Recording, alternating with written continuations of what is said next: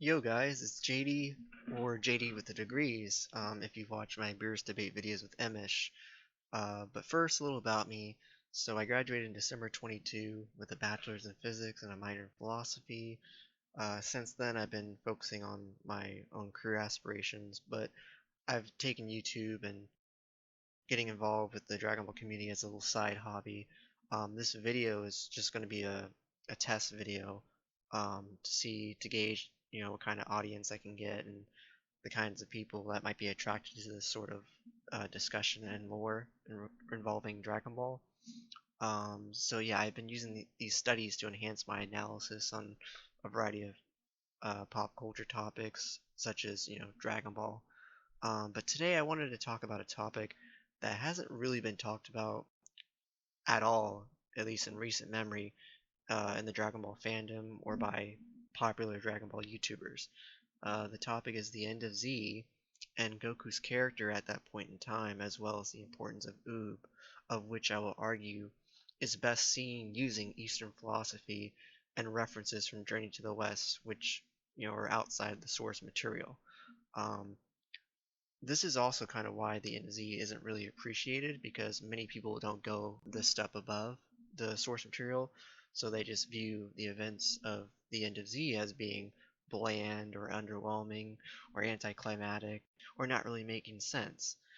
People generally hate the end of Z or they dislike it because they don't understand Goku's character archetype at that time.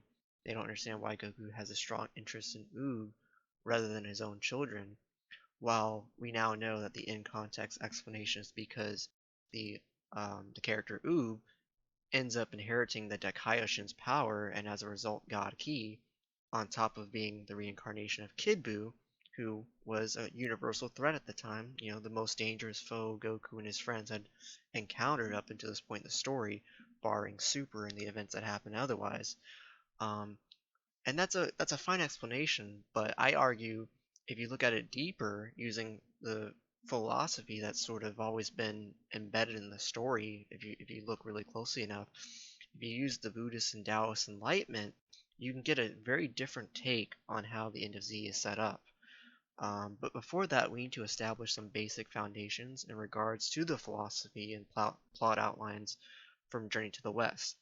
While I might make future videos on concepts in Eastern and Western philosophy separately, I'll try to summarize as much as I can for the purpose of this video.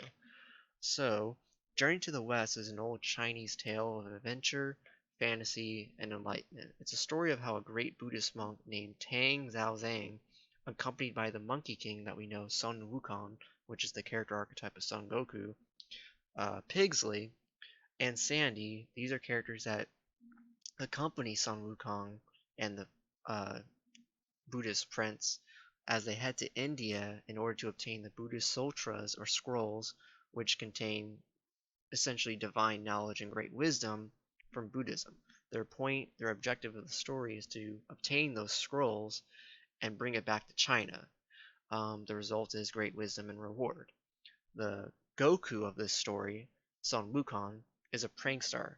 He gets into trouble, he gets into bouts with ogres, other divine mystical creatures, and even the heavenly kings of this story. Whenever he does something bad, he has a special band or jewel on his head which is squeezed and controls his behavior. He also has the staff, which is a reference to the power pole, and he has the cloud, which is a reference to the Nimbus, and then he has Sage abilities, which Goku in Dragon Ball Z actually uses, the mind reading. Um, but yeah, Sun Wukong literally means awakened to emptiness. Um, he's often called the Monkey King, and he's born from a flower fruit mountain that came from a stone egg that formed from an ancient rock created by the coupling of heaven and earth. He's a mystical sage and a battle-loving character, which is just like Goku. And one of the most interesting qualities that he has, which describes his mindset and personality in totality, is having what we call a monkey mind. A monkey mind is an archetype device that refers to the Buddhist emptiness, which is translated as sunyata. Sunyata literally means emptiness, because in the Eastern tradition, when we talk about philosophy and being enlightened, being empty or unpouring what you know, undoing what you know, that is the first step on the quest of Buddhist or Taoist enlightenment. It also relates to another concept called the five aggregates, which I'll explain briefly later. But Sun Wukong in the story, he goes through many tests and trials, fighting demons and otherworldly creatures in the story. He eventually gets the attention of the Jade Emperor and other celestial gods. In the story, he later declares himself the Great Sage, equal to heaven, which is a term you may have heard before. The Jade Emperor dispatches celestial armies to deal with Sun Wukong to arrest him, but no one succeeds. The Jade Emperor has no choice but to appoint him to be a guardian of what we call the Heavenly Peach Garden. The peach trees in this garden actually bear fruit every 1,000, 2,000, 3,000 years or so, and eating its flesh will bestow immortality. And so Sun Wukong actually eats all of it, right? According to the story. He starts causing trouble again in heaven after having defeated this army led by the four heavenly kings. And eventually the Jade Emperor has to appeal to the Buddha, the literal Buddha that you hear about in real life. This Buddha eventually deals with Sun Wukong and seals him away in a mountain called the Five Element Mountains. After which, Sun Wukong is kept in the mountain for 500 years and cannot escape because of a seal that was placed on the mountain. He is eventually set free by this monk who I revealed before, and that's when the story actually starts. The story is a pilgrimage tale of enlightenment, humor, and the things you love about epic tales. So after the completion of the journey, though, after they go to India to retrieve the scrolls, Sun Wukong is eventually granted the title of Victorious Fighting Buddha, and then he ascends to Buddhahood. Now, why is this important? Well, at the end of Z, we know that Goku's character at this point in time is, quite powerful. I mean, we know he has Ultra Instinct, he's mastered Super Saiyan, he has the different grades, and then if we talk about Super, we know he has God Ki and the forms of that are employed with those. But something different happens to Goku's character. But before that, again, Goku's character archetype, it's based on the central character from Journey to the West, Sun Wukong. The story is again a tale of retrieving Buddhist scrolls from India to China. This isn't really surprising that you can use this to describe Goku's character because historically, Buddhism actually spread from India to China and then Japan. As it spread to China, the Shaolin monks incorporated Buddhism into their fighting martial arts, of which we know today as Kung Fu. And then as it spread to Japan, it influenced the way of the warrior, or Bushido. Bushido was the teaching guidelines that eventually influenced the samurai, the way of the samurai. But for now, let's talk about how Goku and Uub are, the way I see it, using these concepts in mind. Goku's character is a pure and empty-minded being. Geekdom 101 and other YouTubers have done videos on this, describing his character archetype, his pure heart, as they call Kokido, and many other things related to that. The first step, as I mentioned before, in spiritual enlightenment was achieving a state of Buddhist emptiness. Goku's inner aggregates is his selfish desire to fight. He clings on to this desire to fight throughout all of Dragon Ball, throughout all of Dragon Ball Z, even Super, and even GT, which isn't canon. But he quells this desire to fight at points in the story. And at this point in the story, which I'm referring to as the 28th Budokai Tenkaichi, his fight with Uub, he quells this desire to fight and achieves a different character personality that I don't think anyone has ever talked about on YouTube or any kind of media of that sort. So this kind of enlightenment that I'm referring to is called Hongaku, or intrinsic enlightenment. With this concept, it's applied, in my opinion, in the fight between Goku and Uub in the 28th Budokai Tenkaichi. Goku's inner aggregates are quelled as a result of meeting and fighting Uub, and Goku reaches this state. Now, why is this important? Well, because this is to explain Goku's behavior as to why he seems detached from his family, detached from his friends, from Vegeta, Piccolo, all of the Z fighters, and this is why he goes to train with Uub. It's because he's reached this level of spiritual enlightenment, Hongaku, as a result of meeting Uub, and what we already know about in terms of Uub's character. The blue gi that Goku wears at the end of the series signifies his role as a master in martial arts. There's no special symbol from a master on his gi. It's his own gi. Um, Currently, right now, we don't know how he got the gi. We just know that he wears at the end of Z, in between the 10-year time skip. Um, but to me, and the way I've interpreted this, is that the gi, Goku's character, the enlightenment that he achieves, reflects his self-actualization and knowing that all the power that he's acquired, this quest for endless power that Saiyans like Vegeta and him have always strove for, reaches a limit. Eventually, you have to do something with that power. All that power means nothing if you can't pass it on to the next generation. In this case, it's referring to Uub. With Goku finally meeting Uub, which is the reincarnation of Majin Buu, the journey that began with meeting Bulma, Krillin, Master Roshi now comes full circle, with meeting a mirror image of his younger self. Uub is literally a reflection of Kid Goku from the beginning of Dragon Ball, except he's a superpowered version of Goku, way stronger than Kid Goku ever was. This is, in my opinion, a reference to the end of Journey to the West, because what do we know about Uub? Well, based off his character, he looks like he's of Indian descent, referring to India. And so, with that in mind, we have to remember that the story of Journey to the West was about retrieving what? Buddhist scrolls. These scrolls, in my opinion, are an illusion, or at least in this case, Uub is a reference to those scrolls. It's a literary device referencing those Buddhist scrolls. Could also mean that Toriyama was trying to show that Son Goku's greatest strength in people's souls and bring out the best in anyone.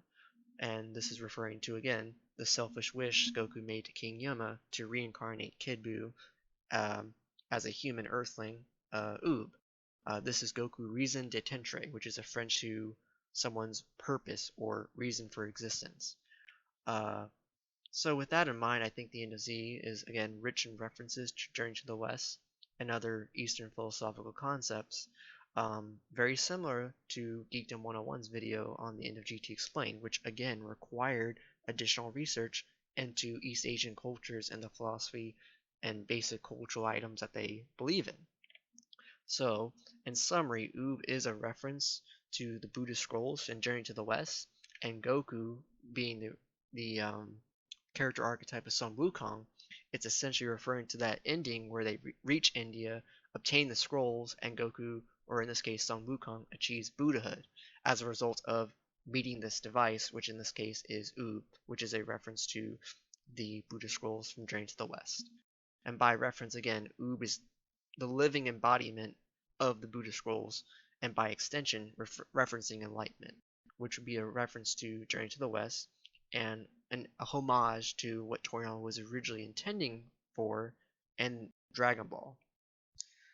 Yo guys, apologies, I forgot to add some further context into the End of Z philosophy concerning Goku and Uub, as well as the Buddhist concepts that enhance or further the point that I was trying to make. But essentially in Buddhism, they believe in this thing called innate Buddhahood for all sentient beings, which includes anyone regardless of their karma. They can be good or they can just be diabolically evil, like King Piccolo, Frieza, Cell, Kid Buu, Zamasu, even Moro. Goku is essentially what we would call a Bodhisattva. Bodhisattvas are a kind of enlightened being that follow in the teachings of the Buddha, that is, the quest to become spiritually enlightened and detached from the phenomenal or material world that we currently live in. There are many different kinds of bodhisattvas that came after the Buddha, and essentially I argue that Goku is like one of these.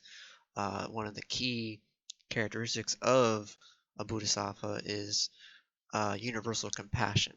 That is, striving to help others achieve enlightenment or some kind of second chance, turning a new leaf, essentially. This is why Goku and also Son Wukong are written to be pure-hearted. The kokiro, the heart thing that's been talked about before with other YouTubers, as well as empty-minded, forgiving, and also doing things like giving a senzu bean or showing mercy to the most malicious people in the universe. This also adds to the rivalry that exists in Dragon Ball, whether it's Goku and Piccolo, Goku and Vegeta, Goku and Beerus, Goku and Whis. Any villain, any foe, any ally that Goku and the cast, or at least the martial artists like Goku and Vegeta and a few others, this true rivalry that exists in the series of Dragon Ball is essentially the quest to become spiritually enlightened. That is, Son Goku's journey has always been towards the direction of fulfillment, of enlightenment, of reaching what I alluded to earlier, the Hongaku, I guess. Um, and this culminates again with the end of Z, with meeting Uub at the 28th Tenkaichi Budokai.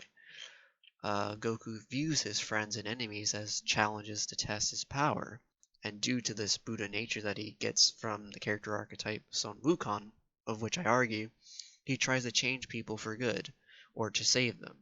And in real life, martial arts, and even life in general, the ultimate person you'll ever face is yourself and your fears.